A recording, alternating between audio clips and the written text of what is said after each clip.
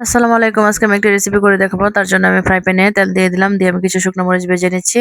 মরিচগুলো সুন্দরভাবে ভেজে নেওয়ার পর কিন্তু আমি একটা প্লেটে উঠিয়ে নিচ্ছি। আর দিয়ে দিলাম কিছু রসুন কোয়া। রসুনগুলো আমি হালকা ব্রাউন কালার করে ভেজে নিব। আর ভেজে নেওয়ার পর কিন্তু আমি এগুলো উঠিয়ে নিচ্ছি এবং সিদ্ধ করে নিতে হবে আরকি। আর এখন আমি কিছু পেঁয়াজ কুচি দিয়ে দিলাম। পেঁয়াজগুলো আমি ভেজে নিব। তো এটা একটা ভর্তা হবে। আর সেজন্য কিন্তু আমি এগুলো একসাথে ভেজে নিচ্ছি। আর আমি আলাদা ভাবে ভেজে নিচ্ছি। ইচ্ছা করলে কিন্তু একসাথে ভেজে নেওয়া যায়। এখন আমি কাঁচামরিচগুলো ভেজে নিব। কাঁচামরিচগুলো এখন উঠিয়ে নেওয়ার পর কিন্তু আমি কিছুটা আদা কুচি করে ভেজে নিচ্ছি। আর এগুলো আমি তুলে নিব। এখন আমি ফ্রাই প্যানে চিকেনের কিছু টুকরো দিয়ে দিলাম। দিয়ে আমি হলুদ গুঁড়ো, ধনিয়া গুঁড়ো এবং লবণ আর কিছুটা তেল দিয়ে দিলাম।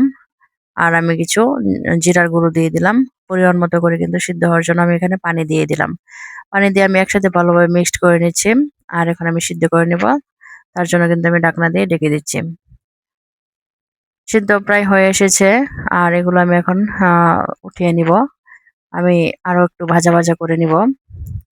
তাতে করে মসলাটা সুন্দরভাবে ভাজা হয়ে যাবে। ভর্তাটা খেতে কিন্তু ভালো লাগবে। এখন আমি শুকনো মরিচের সাথে পরিমাণ মতো করে কিন্তু ভর্তার জন্য ওই লবণ দিয়ে দিলাম। দিয়ে আমি মরিচগুলো হাতে ভালোভাবে কষলিয়ে নিব। নরমালি যেভাবে ভর্তা করে সেভাবে কিন্তু এই ভর্তাটা আমি করে নিব। আর এই ভর্তাটা খেতে কিন্তু অসম্ভব রকমের মজা হয়েছিল। আমি এই প্রথমবার করেছিলাম। এখন আমি এই চিকেনের টুকরোগুলো কিন্তু হাত দিয়ে জোড়া করে নিয়েছি। আপনারা চাইলে কিন্তু পাটায় বেটে করতে পারেন। তবে আমার কাছে মনে হয়েছে হাতে জোড়া করলে কিন্তু খুব বেশি মজা হয়। আমি একসাথে ভালোভাবে মিক্সড করে নিচ্ছি। আর কিছু ধনেপাতা কুচি আমি দিয়ে দিলাম। আর কিছু সরিষার তেল দিয়ে দিলাম। সরিষার তেল এবং ধনেপাতা দিয়ে আমি একসাথে ভালোভাবে মিক্সড করে নিয়েছি। ভর্তাটা কিন্তু খেতে অসম্ভব রকমের মজা হয়েছিল। সবাই ভালো থাকবেন। Take care.